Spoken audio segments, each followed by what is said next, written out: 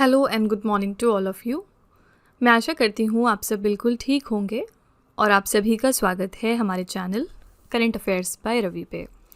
तो फ्रेंड्स, ये है हमारी डेली करंट अफेयर्स की क्लास और यहाँ पर हम हर दिन most important top 12 current affairs को डिस्कस करते हैं डिटेल्ड एक्सप्लेनेशन और रिवीजन के साथ साथ। ठीक है, तो आज की क्लास में हम बात करने वाले हैं 5 मार्च 2026 के 12 मोस्ट इम्पॉर्टेंट करंट अफेयर्स के बारे में। यहाँ पर अगर आप इनमें से किसी भी एग्ज़ाम की तैयारी कर रहे हैं तो करंट अफेयर्स को अच्छे से प्रिपेयर करने के लिए आप हमारे चैनल को फॉलो कर सकते हैं। यहाँ पर हम टाइम टू टाइम बहुत ही अच्छे क्वालिटी कंटेंट के लेक्चर्स लाते रहते हैं करंट अफेयर्स के रिगार्डिंग, जिससे कि आप अच्छे से इस सब्जेक्ट को प्रिपेयर कर सकें। तो फ्रेंड्स, अगर आप पहली बार हमारे चैनल पर आए हैं तो ये हमारे स्टूडेंट्स का फीडबैक है। यहाँ पर आप देख सकते हैं कि बहुत सारे स्टूडेंट्स का ट्रस्ट रहा है हमारा चैनल और उन्हें फ़ायदा पहुँचा है। बहुत सारे बच्चे अलग अलग जगह पर सेलेक्ट भी हुए हैं। तो आप भी कम से कम 10 से 15 दिन का ट्रायल लेकर देखिएगा और फिर आपको खुद रियलाइज़ होगा कि कौन सी चीज़ है जो दूसरे चैनल से हमारे चैनल को अलग करती है और किस तरह से करंट अफेयर्स में जो आपका स्कोर है वो बेहतर होता जाएगा विथ टाइम। ओके, तो विद दिस नोट चलिए हम आज की क्लास अपनी शुरू कर लेते हैं अब बिना टाइम आपका लेते हुए। सबसे पहले हम शुरुआत करते हैं क्विक रिवीजन के साथ। हमारी क्लास का फॉर्मेट कैसा होता है, सबसे पहले हम करते हैं क्विक रिवीजन, यानी कि हमने जो एक दिन पहले 12 करंट अफेयर्स किए होते हैं डिटेल में, उनको यहाँ पर हम दोबारा से वन लाइनर फॉर्मेट में रिवाइज करते हैं। उसके बाद हम चलते हैं आज के 12 क्वेश्चंस के ऊपर, जहाँ पर हम इनकी डिटेल्ड इन डेप्थ एनालिसिस करते हैं और साथ ही हम बहुत ही कुछ पुराना भी रिवाइज करते हैं। और उसके बाद लास्ट में हम आपके लिए 3 क्वेश्चन का एक छोटा सा टेस्ट रखते हैं। ठीक है, तो सबसे पहले हम यहाँ पर हम शुरुआत करने वाले हैं क्विक रिवीजन के साथ। कल का हमने पहला प्रश्न किया था, मार्च 2026 में भारत के 93 नंबर के शतरंज ग्रैंड मास्टर कौन बन गए हैं? इनका नाम है आरव डेंगला। नेक्स्ट है, मार्च 2026 में राष्ट्रपति द्रौपदी मुर्मू ने दिल्ली सरकार की किस महिला केंद्रित कल्याणकारी योजना को लॉन्च किया है? तो यहाँ पर बहुत सारी योजना लॉन्च हुई थी। मुफ्त LPG सिलेंडर योजना, दिल्ली लखपति बिटिया योजना, मेरी पूंजी मेरा अधिकार और pink national common mobility card. ठीक है, नेक्स्ट है, नई दिल्ली में आयोजित 11वीं रायसीना संवाद 2026 में मुख्य अतिथि कौन आए हैं? तो ये हैं फिनलैंड के राष्ट्रपति अलेक्जेंडर स्टब और इस इवेंट के लिए थीम रखी गई थी संस्कार, अभिकथन, समायोजन, उन्नति। क्वेश्चन नंबर 4 था, विश्व वन्यजीव दिवस 2026 हमने कब मनाया? तो 3 मार्च को और इस साल के लिए हमारी थीम थी औषधीय और सुगंधित पौधे, स्वास्थ्य विरासत और आजीविका का संरक्षण। नेक्स्ट है, आयतुल्ला अली खामनेई के निधन के बाद ईरान का नया अंतरिम सुप्रीम लीडर किसे नियुक्त किया गया? तो ये है आयतुल्ला अली रेजा अराफी। नेक्स्ट है, किस राज्य ने AI बेस्ड शिकायत निवारण के लिए भारत का पहला इंटीग्रेटेड दिव्यांग सहायक पोर्टल लॉन्च किया है? कहाँ पर? तो महाराष्ट्र में। नेक्स्ट है, मार्च 2026 में भारत ने किस देश के साथ $2.6 बिलियन के यूरेनियम आपूर्ति समझौते और महत्वपूर्ण खनिजों के सहयोग पर हस्ताक्षर कर दिए हैं? तो ये देश है कनाडा।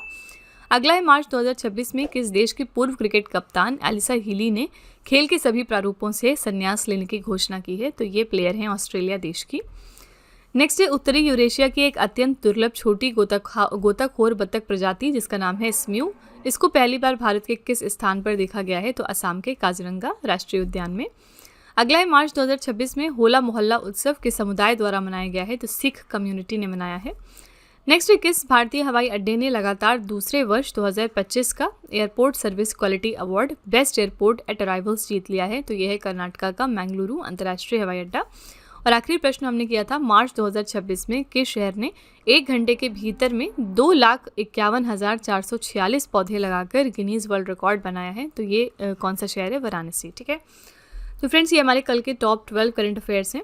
अगर आप इनको और अच्छे तरीके से समझना चाहते हैं, हर क्वेश्चन की डिटेलिंग जानना चाहते हैं, तो आप हमारा कल का लेक्चर रेफर करिएगा। ठीक है, बाकी चलिए हम आज की अपनी क्लास अब स्टार्ट कर लेते हैं।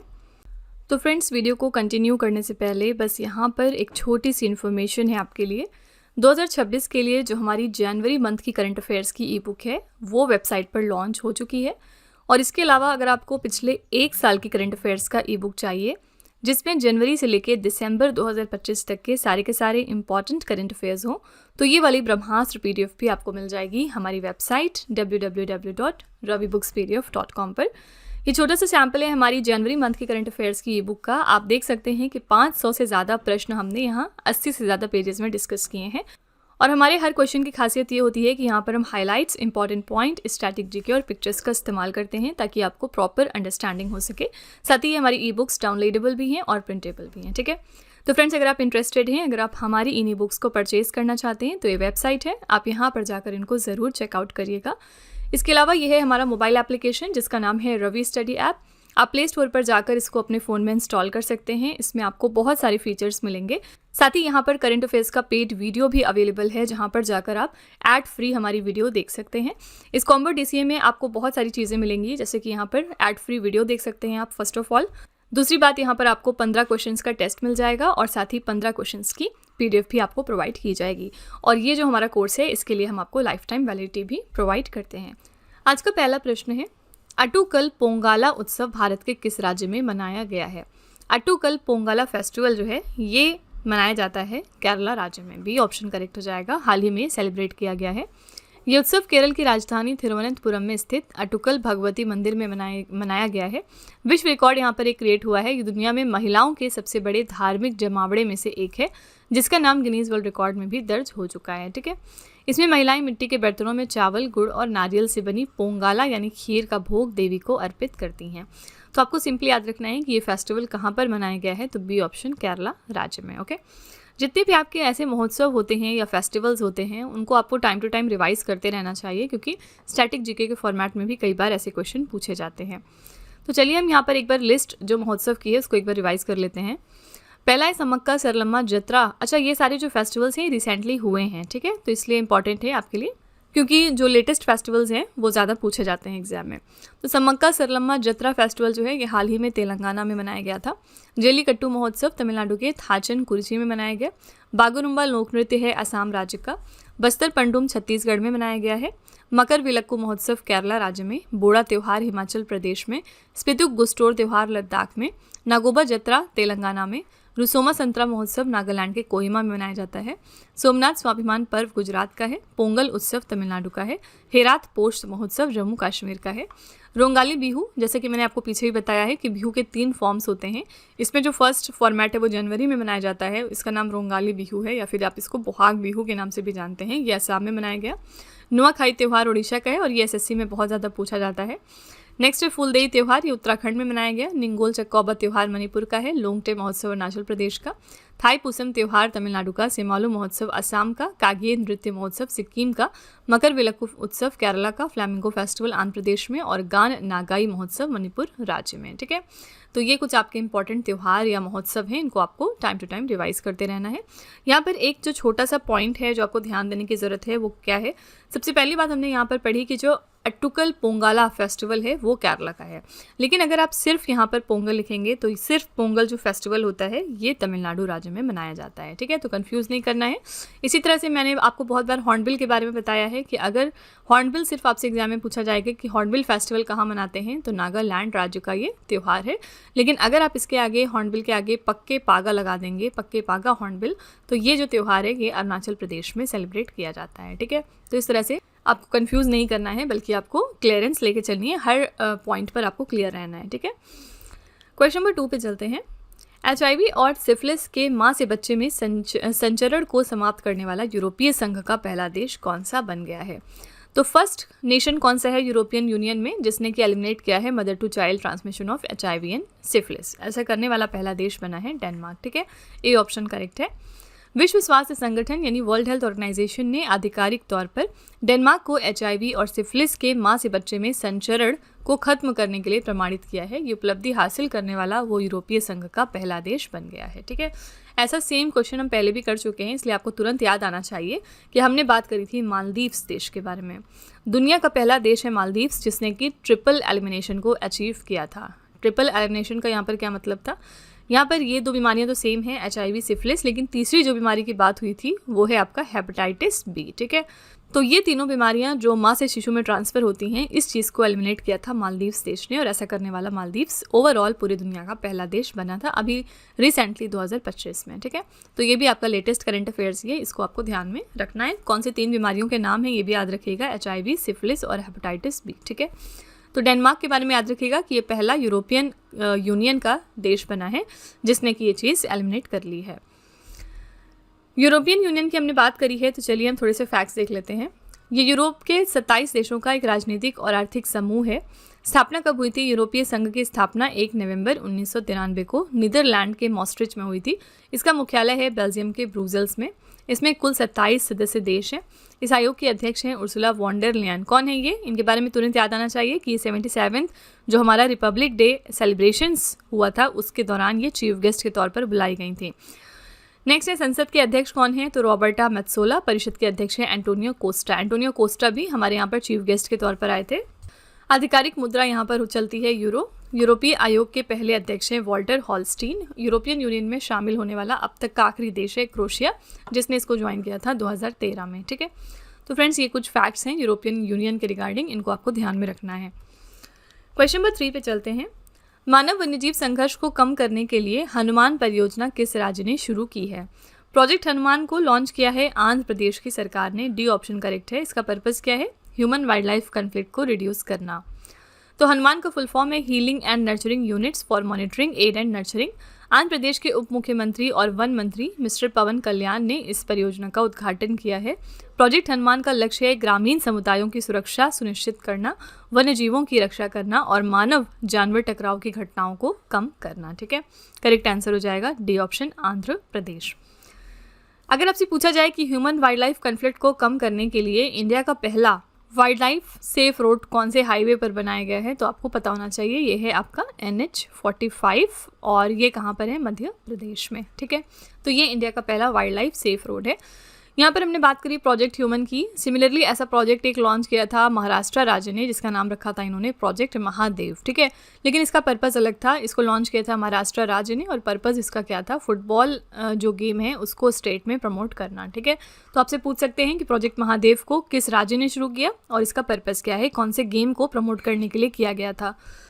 क्वेश्चन नंबर 4 है, भारत स्टील सम्मेलन 2026 की मेज़बानी कौन सा शहर करेगा? इंडिया स्टील समिट 2026 को होस्ट करने वाला शहर है नई दिल्ली। बी ऑप्शन करेक्ट है। भारत 16 अप्रैल 2026 से नई दिल्ली में भारत स्टील 2026 समिट को होस्ट करेगा। इसके आयोजक हैं इस्पात मंत्रालय। उद्देश्य क्या है? इस 2 दिवसीय कार्यक्रम का लक्ष्य है वैश्विक इस्पात उत्पादकों, नीति निर्माताओं और निवेशकों को एक मंच पर लाना, ताकि ग्रीन स्टील और टिकाऊ औद्योगिक विकास पर चर्चा की जा सके। इंडिया स्टील सम्मेलन 2025 का जो आयोजन है वो कहाँ पर हुआ था? मुंबई में। ठीक है, तो इस साल ये कहाँ पर ऑर्गेनाइज किया जा रहा है? नई दिल्ली में। बी ऑप्शन आपका बिल्कुल करेक्ट हो जाएगा। पिछले दिनों नई दिल्ली में एक और कौन सा इवेंट हुआ था जो बहुत ज़्यादा फेमस भी हुआ था? उसमें बहुत सारे अलग अलग डिसीजंस क्योंकि लिए गए थे। ये है आपका AI इम्पैक्ट समिट। ठीक है, नई दिल्ली में इसको ऑर्गेनाइज किया गया था 2026 में। और अगर आपसे पूछा जाए कि 2027 में AI इम्पैक्ट समिट के लिए कौन सा शहर होस्ट रहने वाला है, तो ये है जेनेवा, जो कि स्विट्ज़रलैंड में है। ठीक है, तो अगले साल के लिए जो होस्ट होंगे इसके वो भी ऑलरेडी डिसाइडेड हो चुके हैं।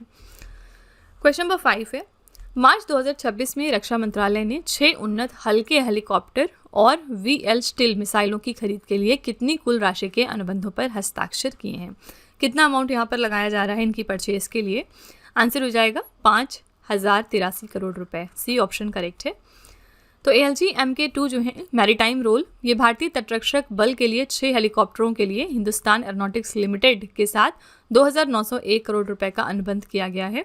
और VL स्टिल सतह से हवा में मार करने वाली यानी सरफेस टू एयर मिसाइल है ये जो वर्टिकल लॉन्च मिसाइल प्रणाली है, ये भारतीय नौसेना के युद्धपोतों के लिए रूस की JC रोसोबोरोन एक्सपोर्ट के साथ 2182 करोड़ रुपए का अनुबंध इसके लिए किया गया। ठीक है, तो यहाँ पर कुल जो अमाउंट आ रहा है वो कितना है? 5083 करोड़ रुपए। इससे क्या होगा? जो हमारी डिफेंस सिस्टम है वो और मजबूत होगी, जो हमारी रक्षा प्रणाली है वो और ज़्यादा बेहतर हो जाएगी। राइट। सिमिलरली अभी कुछ दिनों पहले जब फ्रांस के साथ हमारी बातचीत हो रही थी तो वहाँ पर हमने अनाउंस किया था कि हम 114 राफेल फाइटर जेट्स और खरीदेंगे फ्रांस देश से। ठीक है, ये अनाउंसमेंट हुई थी। इसके अलावा दूसरी इंपॉर्टेंट अनाउंसमेंट क्या हुई थी कि 2026 को डिक्लेयर किया गया India France year of innovation. ठीक है, तो आपसे एग्जाम में पूछ सकते हैं कि कौन सा साल है जो India France year of innovation घोषित किया गया, तो ये है 2026।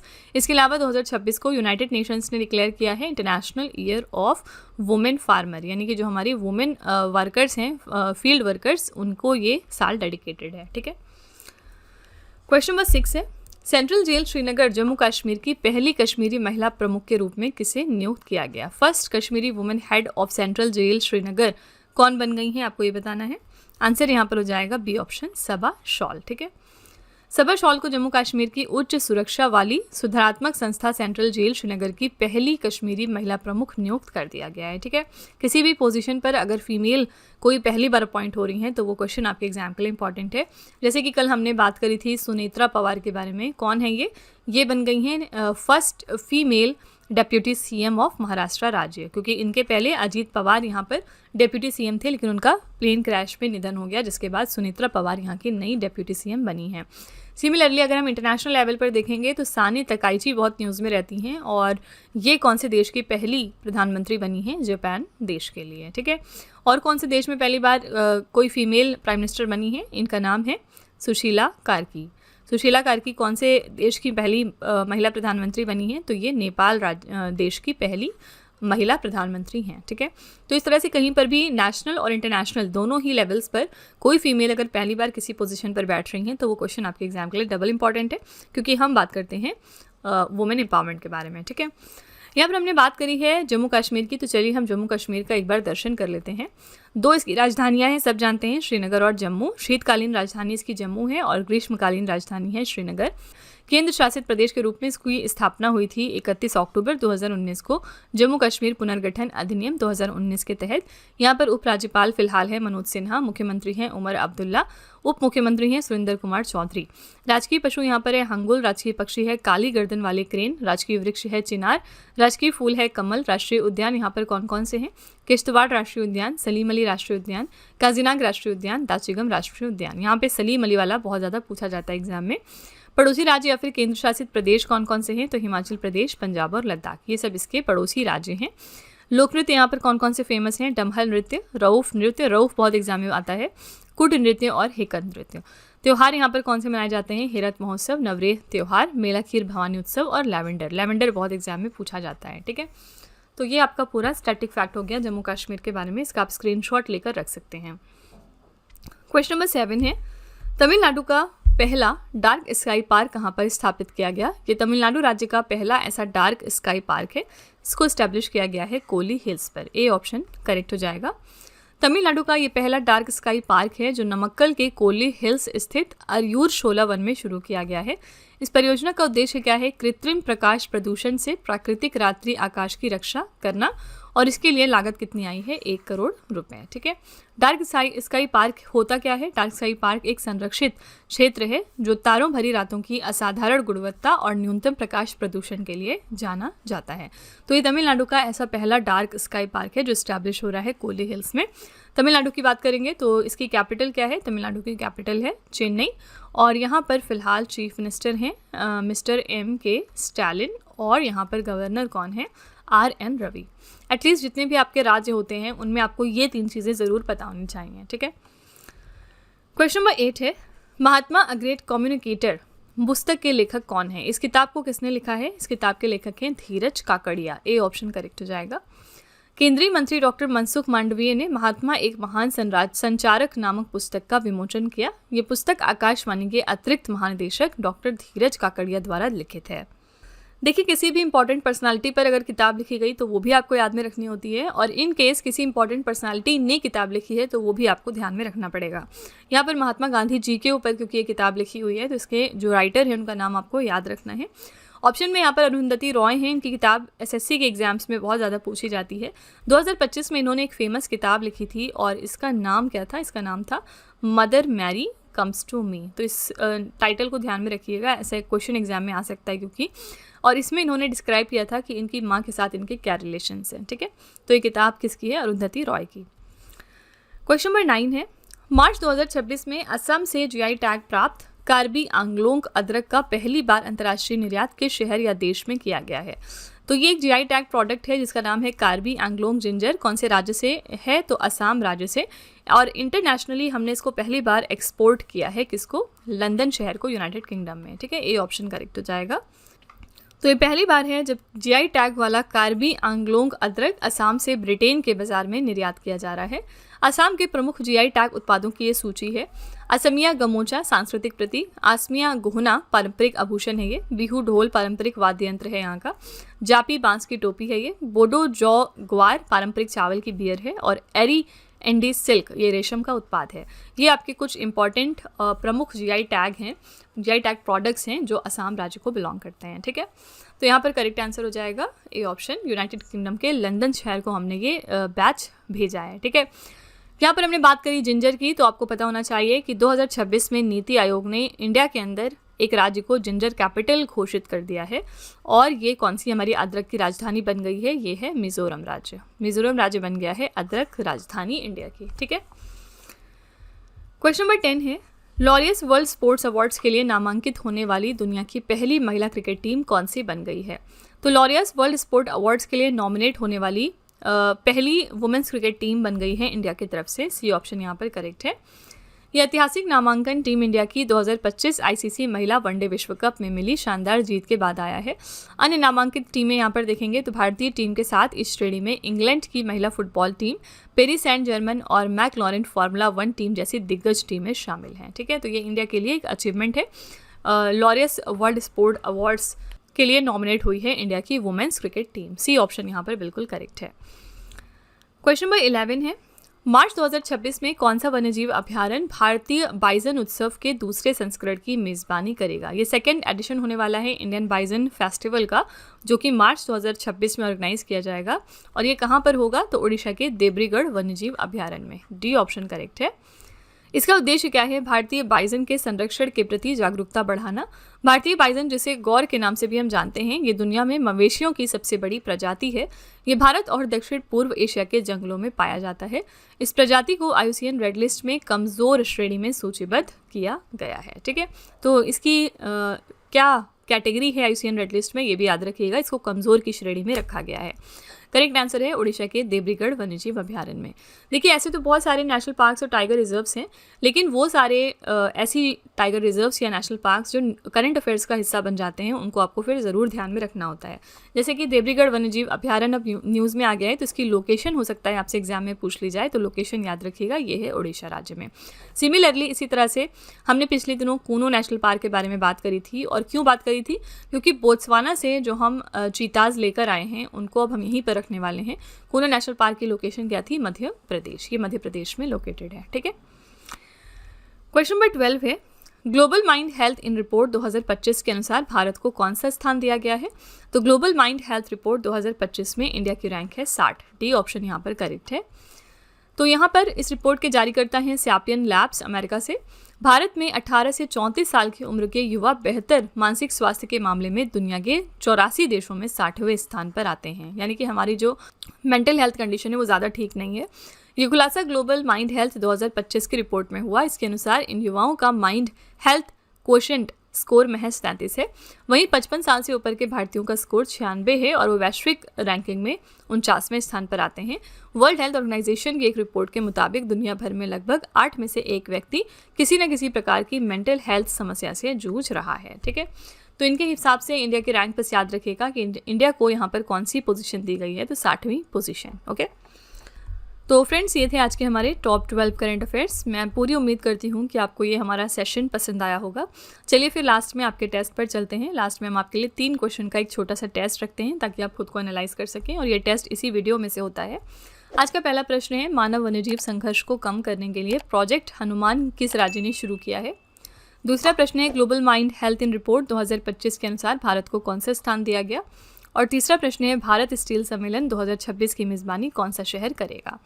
तो फ्रेंड्स, ये 3 क्वेश्चंस आपके लिए हैं एज अ होमवर्क। इनका जवाब आपको कमेंट में जाके लिखना है, और इसी के साथ हमारी क्लास यहाँ पर एंड होती है। मैं पूरी उम्मीद करती हूँ कि आपको ये हमारी क्लास पसंद आई होगी। आप अपना फीडबैक कमेंट में ज़रूर लिखिएगा इस क्लास के रिगार्डिंग, कि क्लास कैसी लगी आपको।